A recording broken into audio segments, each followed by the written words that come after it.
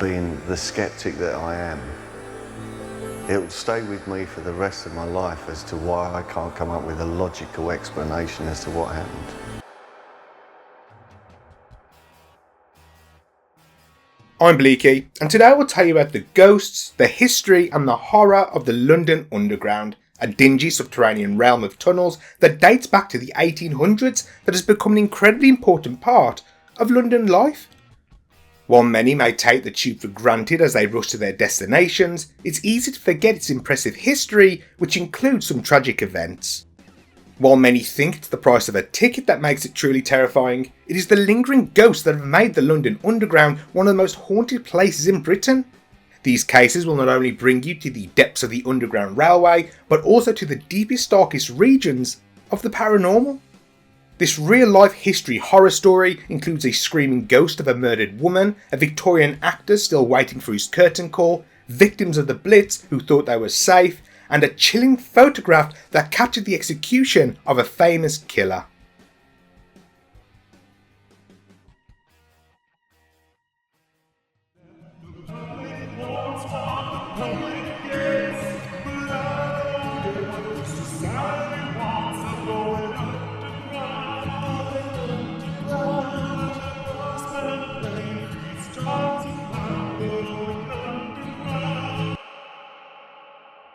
The end of the world would be hastened by the construction of underground railways, burrowing into the infernal regions and disturbing the devil. The London Underground, or the Tube as it's affectionately called, is a pretty amazing feat of engineering and has been an essential part of London life for well over a century. It all started back in the 19th century, when London was getting more overcrowded than a kebab shop at 2 AM on a Saturday night. The streets were packed with horses, carriages and eventually early motor cars. City planners needed to figure out a way to move people quickly through the city without causing total chaos above ground.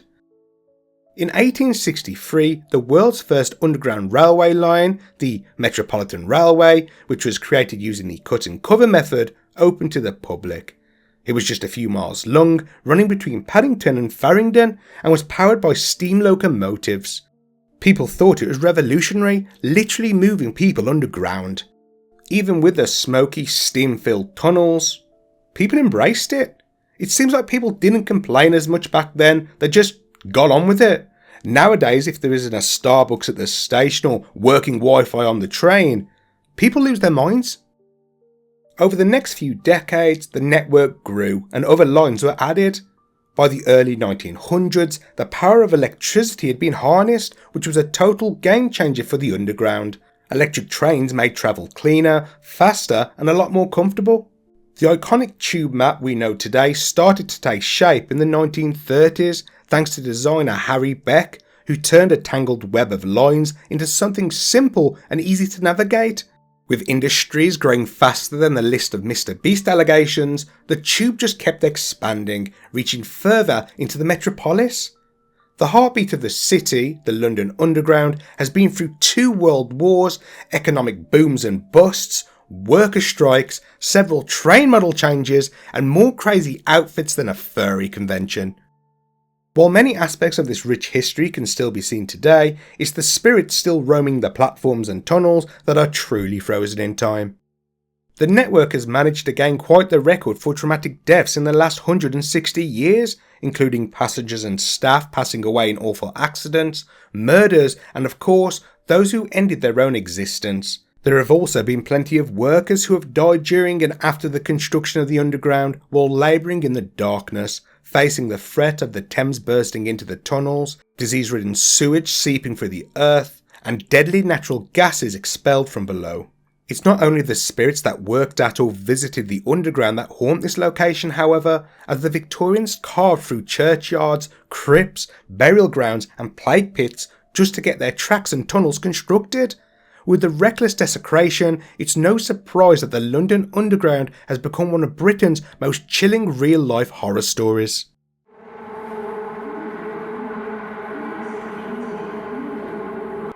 Nestled right in the heart of London's bustling financial district, Bank Station is one of the oldest and busiest spots on the London Underground. But it's not just its legacy within the underground network that makes it interesting, but its tragic history. It is believed that part of the station was built over a plague pit which dated back to the 1660s. What's definitely on record is that the Northern Line ticket hall used to be a church crypt from St Mary Woolnoths. When the station was constructed in 1900, thousands of bodies had to be relocated, with some being moved to Nunhead Cemetery in South London. What makes this even more creepy is that the ticket hall's doorways used to be the entrance to the old crypt. Talk about repurposing something. At least they didn't use the coffins for benches, although they would probably be more comfortable than the ones they have now. Things took a dark turn during World War II. In January 1941, local families rushed to Bank Street as it was also being used as a makeshift air raid shelter. As the adults lit up cigarettes and played hands of poker, and the children nestled down within the bunk beds placed inside, a German bomb dropped directly on the station, causing catastrophic damage. Those sheltering thought they were safe beneath the ground, but they were wrong. 56 people died, and many others were left badly injured. Given its sad history, it's not surprising that some people say Bank Station has a solemn vibe. It's been rated as one of the least favourite stations by passengers, which could be due to the stress of travel, but maybe it's the lingering spirits who lost their lives so suddenly. People have reported mysterious, unpleasant smells in the station, which some think might be the phantom echoes of the old rotting plague pit or the church crypt. Of course, it might just be the smell of a commuter's Whopper burger with extra onions being wafted along the warm breeze of the tunnels. Who knows? Adding to the station's eerie reputation are tales of strange noises like banging from empty lifts and doors slamming on their own. The most famous ghost story connected to Bank Station, however, is that of Sarah Whitehead, who became known as the Old Lady of Threadneedle Street or the Black Nun.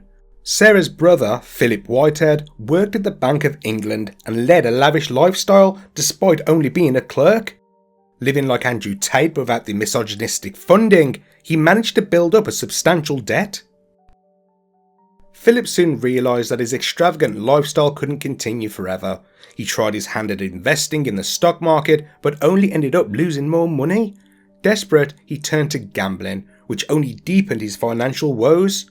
As he got desperate, he followed a friend's advice to forge a cheque and managed to steal £87, which is about £3,000 today.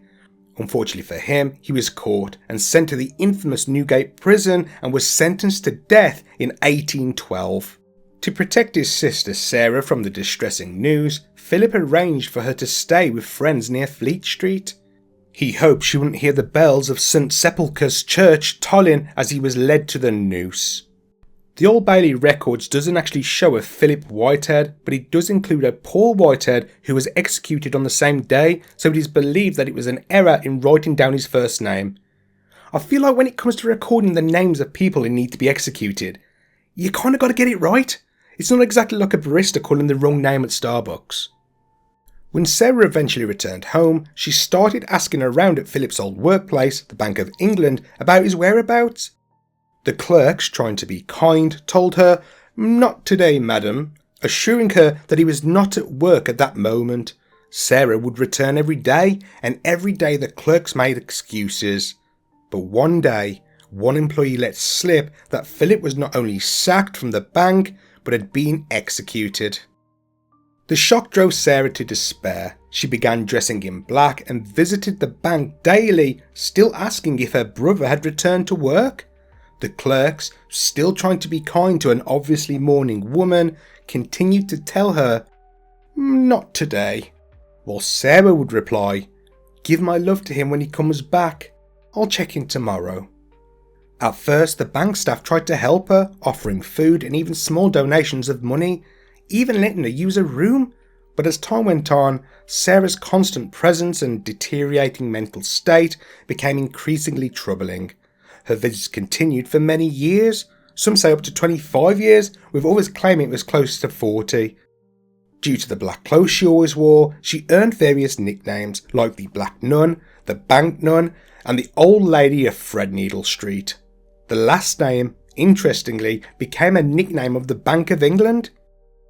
Sarah, who was 19 at the time of her brother's execution, is believed to have died between 1837 and 1842, making her between 44 and 49 at the time of her death. Some do say she lived to 60 despite her deteriorating health and eventual homelessness. She was buried close to the Bank of England, but it seems her ghost couldn't give up her tenacity to find her brother. People have reported seeing Sarah's ghost around the Bank of England as well as the Bank Street station. Some have claimed to have been approached by an old woman wearing black while waiting on the platform, who asked them if they've seen her brother. In fact, groups of tourists have also encountered her, with all of them seeing the old-fashioned looking woman. In the 1970s, two men saw a woman in black in the bank's court garden who was walking quickly before tripping and collapsing to the ground. Before they had time to react, however, she vanished as soon as she hit the cobbles. Interestingly, the path in the court garden is made up of tombstones from the old church of St Christopher le Stocks, which was demolished in 1782. Some believe Sarah might have been buried in that very graveyard, although it's more likely she was buried in St Mary Woolnoth's church, the very cemetery that the underground was built through to make the ticket office. Could this explain why Sarah Whitehead still haunts the Bank Street station, tethered not only to her undying desperation to find her brother, but also to her final resting place? A worker called Cliff Archibald was once closing up after a very busy day at Monument Station, which is interlinked with Bank. As he was checking the CCTV cameras at 2 in the morning, before finally being able to leave, he noticed what looked like an old woman standing in a long corridor at the Dogleg Junction. Concerned that he had locked someone in, he grabbed a radio and rushed to the location where the woman was standing. As he reached the same level she was standing on, she looked up at him, locking eyes, then looked down and turned to walk away. Cliff began running down the corridor to catch up with her, but by the time he had gotten to the Dogleg, the woman had vanished. What makes this creepy is that there was no way a little old lady could have made it to the stairs within that time. He then went to the spiral staircases, but found the gate was still closed and padlocked, and that there was no place for her to go. She had simply vanished. She was nowhere to be seen. Now, I don't believe in ghosts or spirits or anything else like that, so I wasn't going to accept the fact that something pretty spooky was going on.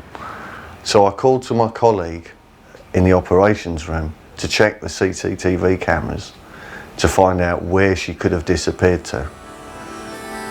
He checked over 100 cameras and there was no one to be seen. Was this the spirit of Sarah Whitehead, still looking for her brother within the London Underground? In 1982, a Bank Street station worker, Andy Harkness, was working the night shift. The last train had left and he began locking up the station. He proceeded to check all the old-fashioned wooden doored lifts to make sure nobody else was in the station. He looked in the first lift and made sure it was clean and shut down for the night. But as he began walking away, he heard 3 loud bangs coming from inside the lift. And he told himself he had imagined it, as he had just checked it and nobody was inside. He ignored it and walked to the switch room and turned off the lights and walked towards the ticket hall.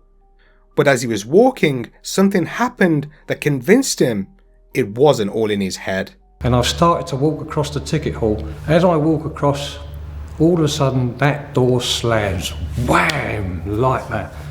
And I wouldn't even look back. There was no wind, no nothing, and it scared the life out of me.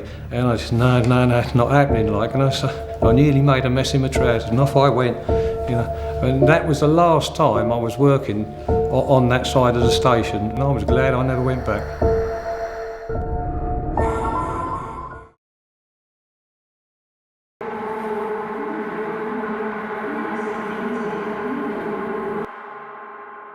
In 1972, a young lift operator at the Covent Garden Underground station had just wrapped up his shift after the last train of the night. As he was closing the station, he spotted a tall man in an old-fashioned waistcoat and top hat lingering in the ticket hall. Surprised, the operator quickly apologised for locking the man in and turned to grab his keys to let him out. But when he looked back, the figure had vanished. Assuming he'd gone down to a platform to catch a late train that was never to arrive, the operator searched but found no trace of him. Later, he shared this strange encounter with a colleague, telling him that the man was at least 6'2" and had a sad look on his face. The colleague then scratched his chin and retrieved an old photograph from a drawer. "Did he look like this?" the colleague asked. The operator's jaw dropped and a shiver ran down his spine.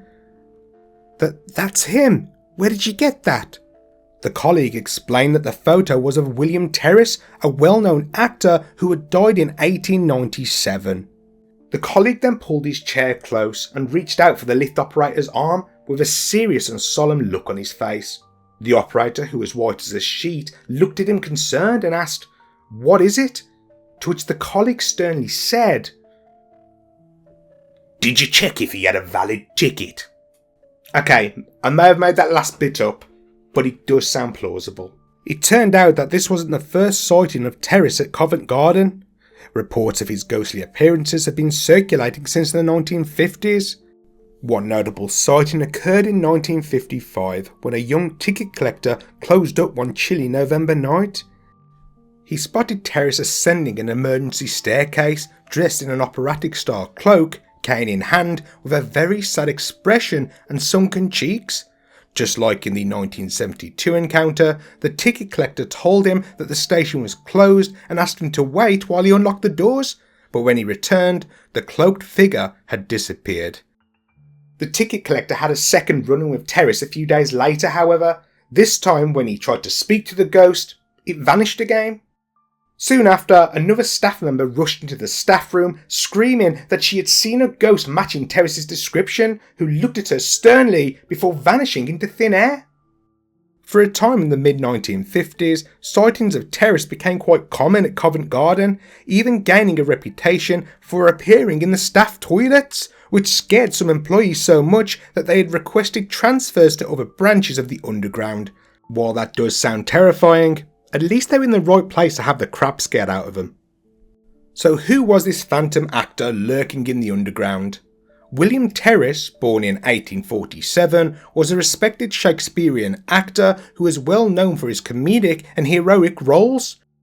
Known as Breezy Bill, he frequently performed at the nearby Adelphi Theatre, not far from Covent Garden, and became a celebrity of the time. One of his closest friends, Richard Archer Price, struggled with alcoholism and due to his addiction gained a nasty temper which earned him the nickname Mad Archer. Despite Terris's attempts to help him, Prince's jealousy of his successful friend festered, and on December 16, 1897, Prince ambushed Terris outside the Adelphi, fatally stabbing him in front of several people, including Terris's girlfriend, Jessie Millward. It is said that as he lay dying in Millward's arms, his last words were, "I will be back." Prince was found guilty of murder, but deemed insane, leading to his confinement in the Broadmoor Criminal Lunatic Asylum for the rest of his life. As for Terris, he seemed to be a man of his word. Reports of his ghost began surfacing in the Adelphi Theatre during the 1920s. One actress shared her strange experience, saying that one evening, when getting ready for a show, her dressing room began to shake and a strange green mist began to flood the room. Terrified, she stood up, but instantly felt phantom hands grabbing her arms. As she panicked and tried to pull away, she heard two loud knocks on the dressing room door, which appeared to end the terrifying encounter. When she opened the door, nobody was there. It turned out that Jessie Millward, the girlfriend of the murdered actor, once used this dressing room, and that the knocks could have been an echo of Terris visiting his lover. But if that was the case, who was grabbing hold of her before Terris's ghost arrived? Other performers at the Adelphi claimed to hear unexplained voices and see Terris wandering around, often in theatrical costume and sometimes with his cane. The last sighting at the Adelphi was in 1950, when several witnesses reportedly saw him. After this, the spirit of Terris seemed to move to the Covent Garden station, so why would an actor who frequented his old theatre choose to haunt the tube instead? Well, it is believed that before the station was built, there was a bakery on the site that Terris often visited. I get it, Willie. I'll probably haunt my local Greggs if it means I can grab a few phantom sausage rolls and a steak bake. The sighting by the lift operator in 1972 was the last time Terris was seen. Some believe that as the Covent Garden area became a hub of entertainment, the actor simply left, realising that his time in the spotlight was long over and that it was time to take the final bow.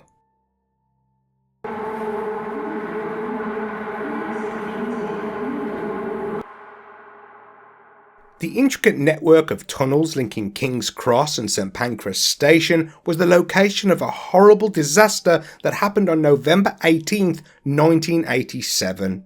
At 7:30 p.m. that day, a small fire broke out beneath an escalator that spread quickly and caused a devastating inferno within the cramped space, which was only fanned further by the gushing breeze blowing through the tunnels. By the time the flames were finally extinguished in the early hours of the next day, 31 people had lost their lives and over 100 more were rushed to the hospital with severe burns and smoke inhalation. Miraculously, hundreds of others trapped deep within the station managed to escape by boarding tube trains that were still running. That horrific event might explain a chilling ghost that some passengers claim to have seen on the platform of the King's Cross St Pancras station. Described as a young woman in her mid-20s and dressed in 1980s fashion, she's often seen with her arms outstretched, weeping uncontrollably. The first sighting of this ghost was in 1998, when a commuter saw the young woman weeping and stopped to see if she was okay. As they approached, however, another passenger walked straight through the woman as if she wasn't there. The commuter stopped in their tracks, and before they could react, the woman faded into thin air.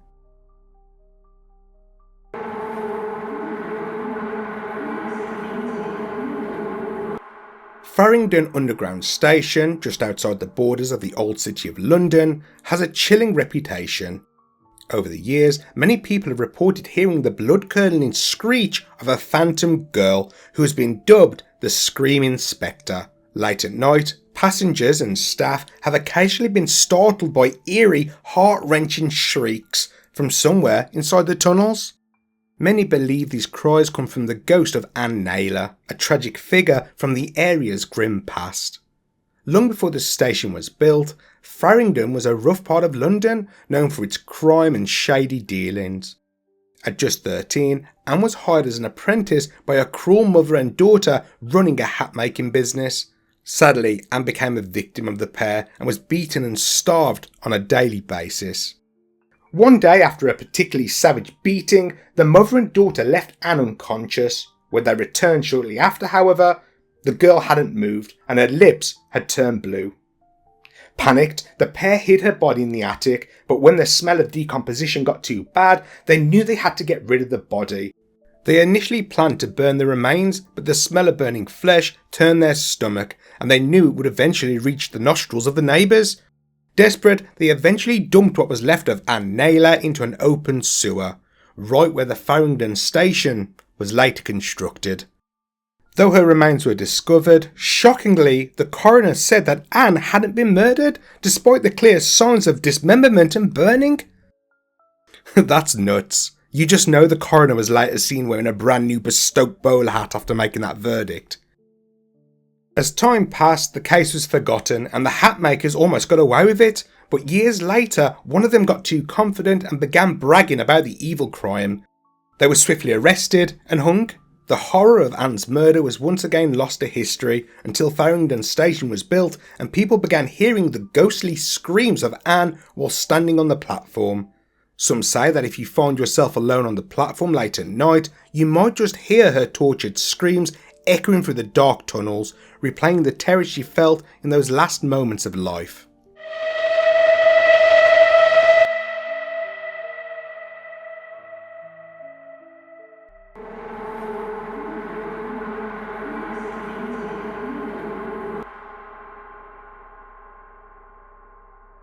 During the Second World War, like many other London Underground stations, such as the previously mentioned Bank Street station, Bethnal Green became an air raid shelter. Whenever the warning sirens blared, the locals of this overcrowded East End neighbourhood would herd down into the station, often spending entire nights huddled together, shielded from the unrelenting bombs. The station had around 5,000 bunks and could hold up to 7,000 people at a time. It was thought to be a safe place from the horrors of the Blitz, but it wasn't just the bombs they had to fear. On March 3rd, 1943, tragedy struck the Bethnal Green Underground station, but it wasn't an explosion that took several lives, but a horrific accident.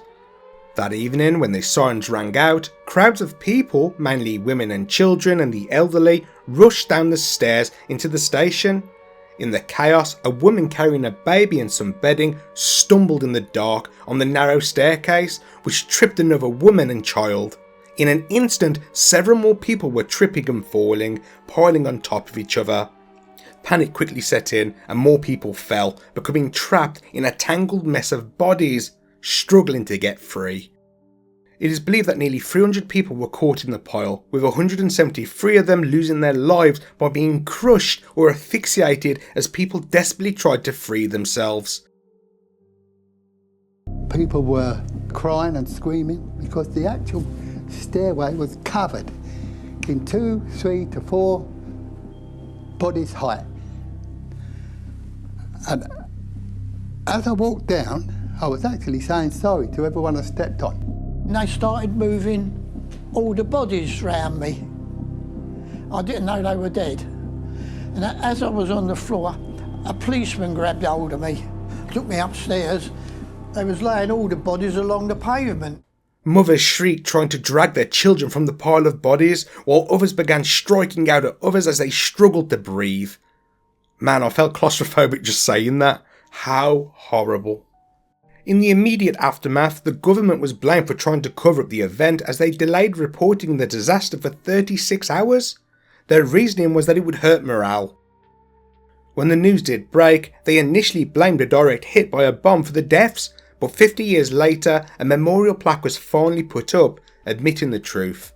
This was the single deadliest incident for British civilians during the war and the largest loss of life ever on the London Underground. As most of the men were off fighting in the war, only 27 of the victims were male, with the other 146 being women and children. With such a horrific past, it's no surprise that the Bethnal Green Underground station is haunted. Over the years, there have been reports of eerie sounds echoing through the station late at night, which includes children crying, women screaming, and the unmistakable sound of panic. In 1981, a night shift employee at the station had a particularly unsettling experience. After locking up for the night, he headed up to his office to do some paperwork. As he sat down, however, he began to hear the distant sound of children crying. Knowing he was alone in the building, he ignored it and blamed it on feeling tired, but the cries grew too loud to ignore. If that wasn't chilling enough, the screams of women then accompanied the crying.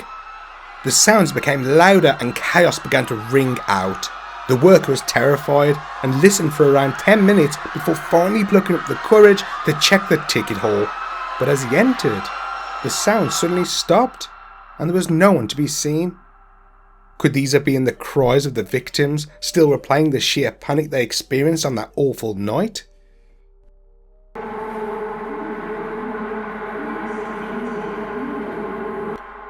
William Terris isn't the only ghostly actor said to haunt the London Underground.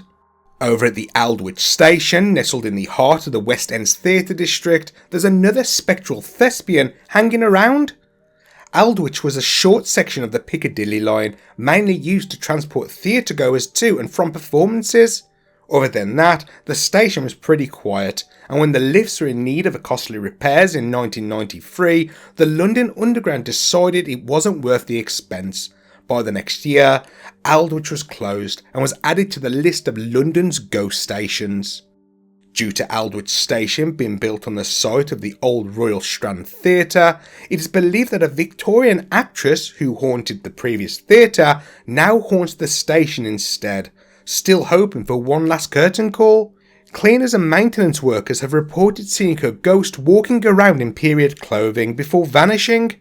In 2002, the Most Haunted TV show visited the location and Derek Okura said that the spirit's name was Margaret, but he didn't have the best reputation after being caught out as a fake. You alright? Mary loves Dick. Aldwich's eerie and abandoned tunnels have become a popular spot for film and TV shows. members of these production crews have claimed to see a shadowy figure flitting through the darkness or have felt an odd, unsettling presence while working there. Could this be the actress trying to make her move into television?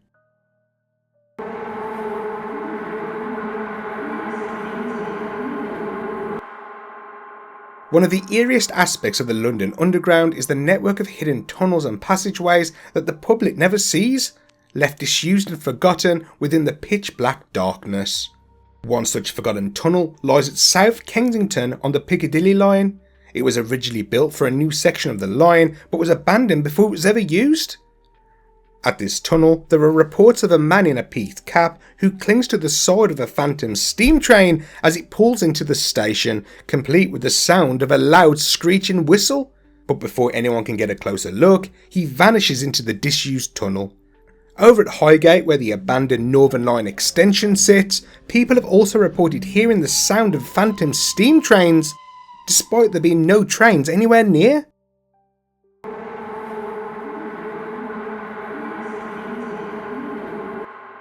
In 1978, Barry Oakley, the station supervisor, and the rest of the team were shutting the station down for the night. He had to make sure the breakers for the escalators were turned off before leaving, but suddenly they heard a noise coming from the ticket office area. To their surprise, they saw the elevator moving. This confused Barry as there was no power supply in the elevator and that they needed a manual key to switch them on. After switching it off again, he went back to the office. And it must have been about 3:20 by the time we got back and all this had gone on.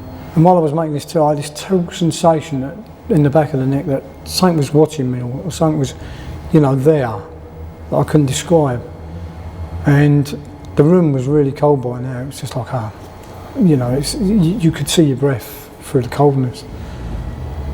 And I turned around, and when I turned around, I noticed my colleague was like up against the side of the table, against the wall. He'd gone white, like an off colour. I wondered if he was taken ill, if something had happened. So I immediately gone to him, trying to bring him round. It took me about 5 or 10 minutes to actually get him to come round and talk to me. He said, "Did you see the face?" He reckoned someone's head had come through there and looked at the pair of us.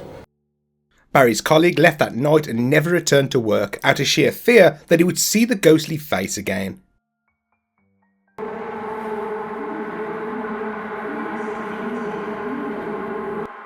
In the summer of 1992, a station supervisor was working at the Becontree station. He had been working the night shift and was getting ready to go home when he suddenly heard the sound of an oncoming train from the tunnel. He waited for it to arrive, but it never appeared. Shook up, he decided to go find his colleague, but as he began walking, he got the feeling that somebody was standing behind him. Turning around, he was met with a female in a white dress who had blonde hair that flowed halfway down her back. What truly terrified him, however, was that she had no facial features, just a blank pale surface. He ran through to his colleague in a panic, who said to him, "You look like you've seen a ghost," to which the supervisor sheepishly said he thought he had. The colleague asked him if it was a woman in a white dress with blonde hair. The man nodded. The colleague then told him he had seen the same ghost before. It is believed this lingering spirit is connected to a horrific train collision that happened further up the track after leaving Becontree just minutes before. The accident happened around 7:34 p.m. on January 30th, 1958, when two trains, both running late, collided in the fog near Dagenham East Station. The thick fog played a big part in the crash, as one of the drivers passed a signal set to danger but was unable to see it through the thick fog. Sadly, 10 passengers lost their lives and 89 others were injured, along with 4 railway staff members. Both trains were packed, with 11 coaches each and around 500 passengers on board. The one train slammed into the rear of an earlier one, completely destroying 3 carriages and derailing several others. The locomotive that missed the signal was also derailed, as well as its front carriage. Some of the wreckage even spilled over onto the adjacent London Underground line, though thankfully it didn't cause any additional accidents. Is the faceless entity one of the poor victims of the crash, waiting for another train to take her home?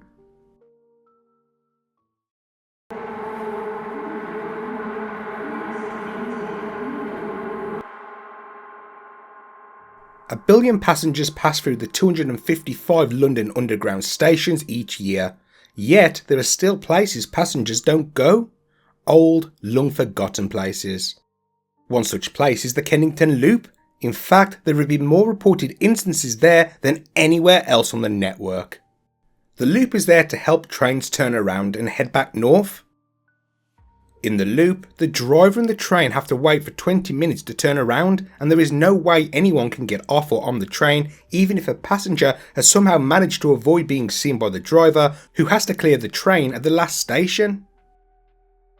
One night, 30 years ago, a driver named Larry Beatty was working on a train waiting inside the Kennington Loop. After 5 minutes of waiting, he heard the unmistakable sound of the interconnecting car doors opening. Larry said the sound was so distinct there would be no way to confuse the clunk-click sound with anything else. Knowing nobody but him and the driver were on board, he went to investigate. You could hear the doors 1, 2, 3, clunk click, again car 5, 6, 7. And so I stood up to look into the next car to expect to see my driver there, but nobody was there. You just think, how strange. This isn't the first time this has happened to trains waiting in the loop, however, as 4 years later, a driver called Bob Cadd had the exact same experience. After investigating with the guard, they found doors open, but nobody else on the train. Other drivers have also reported the doors of their trains suddenly opening on their own with no rational explanation. It is believed that a man was killed on Kennington when trying to board a train in between two cars and was dragged into the siding and horrendously killed.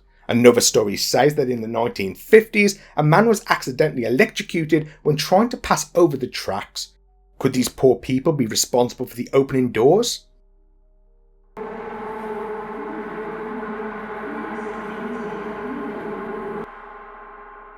There are lots of unusual jobs on the London Underground. For example, there are some staff that have to collect human hair that is blown into the tunnels from people waiting on the platforms. These employees are called fluffers. A fluffer. I bet people that turn up to that job interview are expecting something very different. Paul Fisher was training to be a manager in 1984. As part of this role, he had to experience firsthand all the jobs performed on the Underground, including track walking. This involves walking along the tracks on their own with just a torch to check for any problems. As Paul got to the Oval and Stockwell stations, where the tunnel widens, something strange caught his eye. As he got closer, he could see the faint glow of a light and the silhouette of a worker deep within the dark tunnel. Unlike his own modern electric torch, he noticed the elderly man using an old-fashioned paraffin-powered lantern which was known as a Tilley lamp. Curious, Paul approached him and mentioned he was surprised to see one of those old lamps. The man casually replied that he preferred it as he had been using them for years. After a brief exchange, the trainee continued down the tunnel and thought nothing else of it. When he reached Stockwell, however, he called his supervisor to check in and asked what was the other guy doing down at South Island Place. His supervisor's response was unsettling. What other guy? It turned out that he hadn't scheduled anyone to work there that night. Concerned for safety, the supervisor decided they'd better search the tunnel. He and the trainee walked in opposite directions, meeting in the middle, without finding a soul.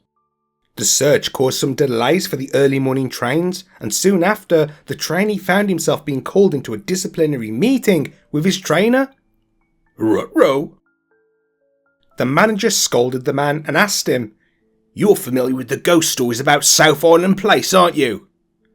The trainee was confused and told him he wasn't. The manager went on to explain that a maintenance worker was killed on that part of the Northern Line. He'd been working on a compressor and hadn't heard the train coming. The driver of the train described the man as holding a Tilley lamp when he made contact with him.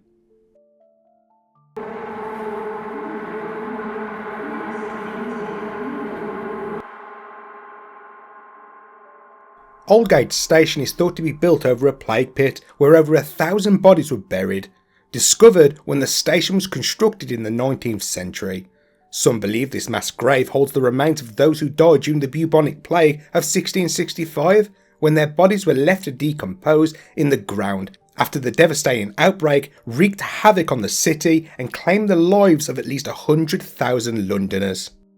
Passengers have reported a sickly smell that they compared to rotting flesh, while others have had an overwhelming feeling take hold of them, making them feel ill, which suddenly lifts shortly after. This is believed to be the wandering spirits of the plague victims, who were unable to rest in peace after their unceremonious burials and their bodies being disturbed during the construction of the station. Another ghost said to haunt Aldgate is from a more recent time. If you say during the war once more, I'm going to pour this cup of tea right over your head. I wasn't going to say during the war. Well, that's all right then. Bloody little know-all. All right. I'm sorry. Thank you. During the 1939-1945 conflict with Germany... During the Second World War, a woman tragically fell onto the tracks while taking shelter in the underground. Before she could climb back up, she was struck by a train. The ghost of this old woman has been seen standing on the platform in an almost mist-like state, before vanishing into thin air.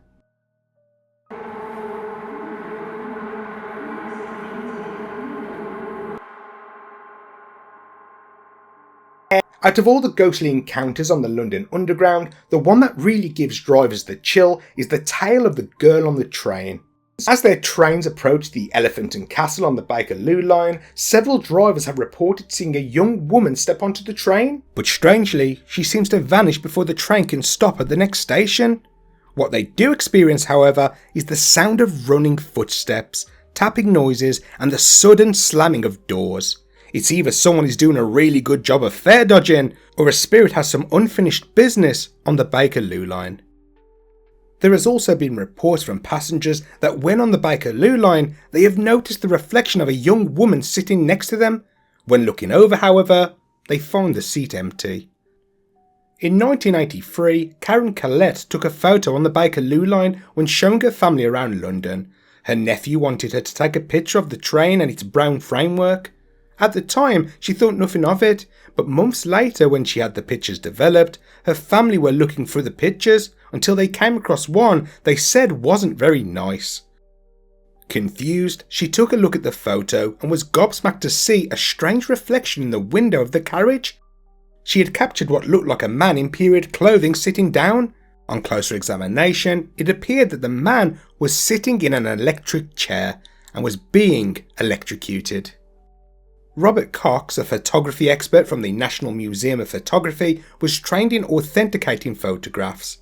Robert said that because it was an amateur camera, it would be incredibly difficult to manipulate the image, and that in the 80s it would have needed a sophisticated camera. He said that the negatives were without a doubt unmanipulated.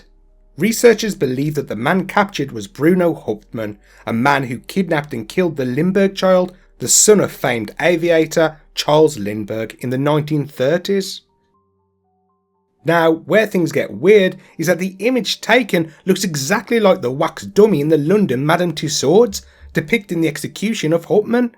In fact, when they are lined up, they are identical.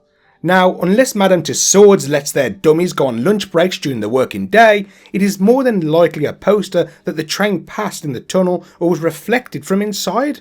What makes this more plausible is that the man captured in the photograph appears to have electric coming from his hands, which marketing would have added to make the image look more chilling.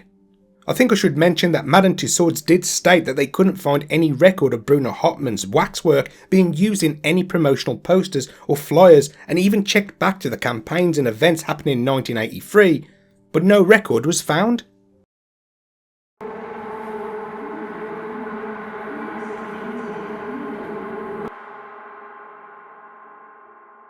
Liverpool Street Station, built on an ancient burial ground, is often considered one of the most haunted stations on the London Underground. Among its spooky sightings is the figure of a worker dressed in white overalls, seen as if he's on the way to work carrying a box of tools. In the summer of 2000, when the station was undergoing some updates, a line controller spotted this ghostly figure on CCTV. What made it strange was that it was 2 AM and the station was completely closed. Steve Coates, a station supervisor with 23 years of experience, was called to investigate, but when he got down to the platform, there was no one there. Steve called the line controller back to let him know, but the controller insisted he had to be mistaken, as he could still see the figure standing right next to Steve on the live CCTV feed. Confused, Steve assured him that there was no one around and asked him if it could be a glitch. The controller said if it was, he had never seen it before. Just as he said that, however, the figure in white overalls disappeared from the camera in the blink of an eye, leaving Steve all alone. As is the case in many of these stories, a semi-recent excavation above Liverpool Street uncovered hundreds of uncoffined bodies in mass graves.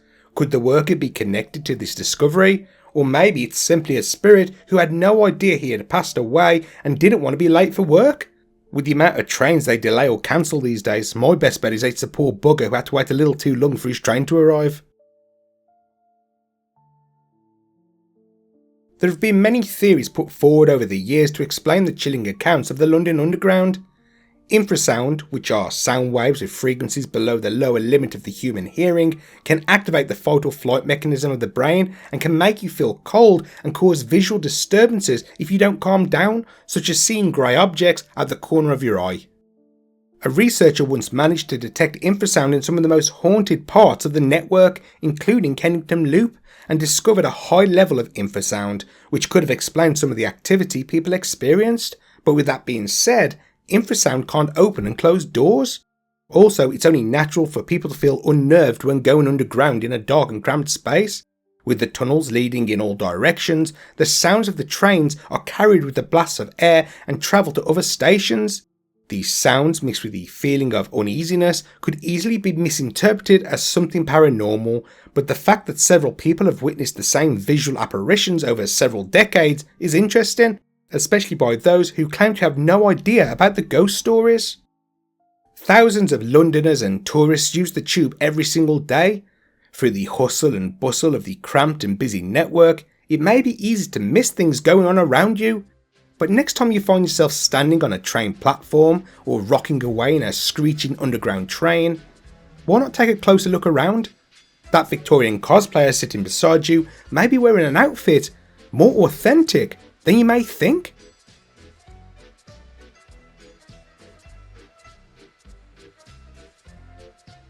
Thanks for watching, guys. If you enjoyed this video, please support me by subscribing and hitting the thumbs up button. It really helps the channel grow so I can upload more content more frequently. Also, let me know in the comments which of the stations mentioned is the creepiest and why. I'm really interested to hear your thoughts. And until next time, sleep well, friends.